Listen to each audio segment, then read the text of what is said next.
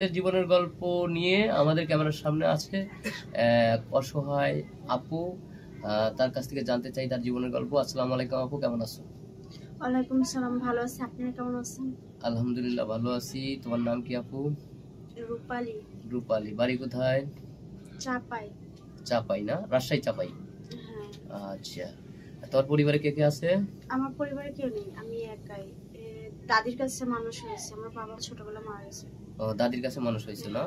তোমার বাবা মা ছোটবেলায় মানুষ মারা গেছে।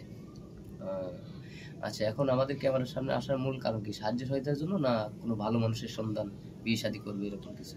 ভালো মানুষের ইয়েদের জন্য তো আসছি, যেন একটা ভালো মানুষ পেলে সংসার করতে পারি সেরকম। আমরা তো গরিব, কেউ নেই, তার জন্য। তো তোমার গ্রামে কোনো ভালো ছেলে নাই? এলাকার মেম্বার, চেয়ারম্যান দেখে শুনে বিয়ে শাদীর ব্যাপারে কোনো কথাবার্তা হয়নি কখনো? না, এরকম কেউ নেই। গার্জেন থাকলে সেটা হইব, গার্জেন নাই দেখি তো এরকম আজকে আপনাদের এর ভিতরে আসছি। আসার মূলত হচ্ছে গিয়ে যে আমি যেন ভালো একটা হাজবেন্ড পাই বা সংসার করতে পারি সারা জীবন। ওরকম একটা হাজবেন্ড পেলে ভালো হতো। সবাই, সব মেয়েই চায় যে একজন ভালো স্বামী সংসার করুক, ঠিক আছে। আবার সব ছেলেই চায় একজন ভালো বউ পায়। তো গ্রামে তো মনে করেন তোমাদের ওখানে কি যৌতুক প্রথা বেশি চলে নাকি? হ্যাঁ, এরকমটাই চলে। যৌতুক ছাড়া বিয়ে শাদী হয় না? না।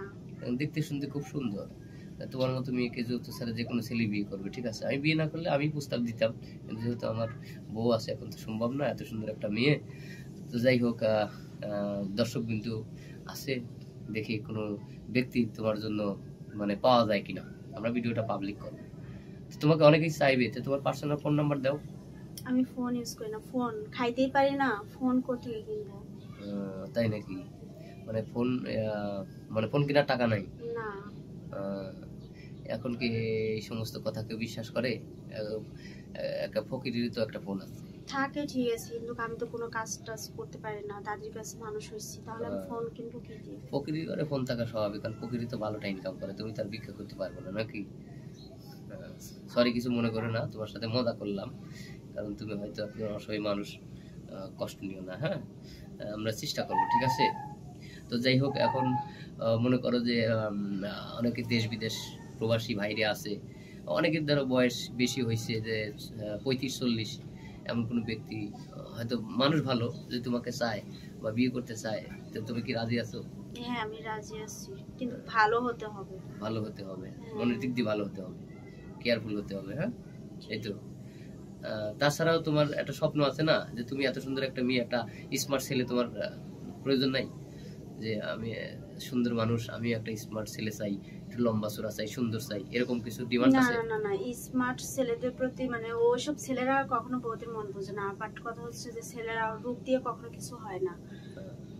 আমি চাচ্ছি যে আমার হাজবেন্ড হবে, সে যেমনই থাকুক, শুধু আমাকে কেয়ারফুল করবে, মানে আমাকে কেয়ার করবে, লাভ করবে, এটাই। ভালোভাবে যেন আমি মৃত্যুর আগ পর্যন্ত সংসার করতে পারি। আর স্মার্ট ছেলেরা তো ওরা তো মানুষকে ঠকায়, মানে মেয়েদের জীবন নিয়ে খেলা করে, তো আমি সেরকম চাই না। ধন্যবাদ। আমরা স্কিপ বাড়াবো না। সুপ্রিয় দর্শক, মেয়েটার জীবনের গল্প শুনলেন, সে একজন ভালো মনের মানুষ চায়। আমাদের স্ক্রিনে আমাদের নম্বর দেওয়া থাকবে, মেয়ের কোনো পার্সোনাল ফোন নাম্বার নাই, কেউ অযথা ভিডিও কল দিবেন না।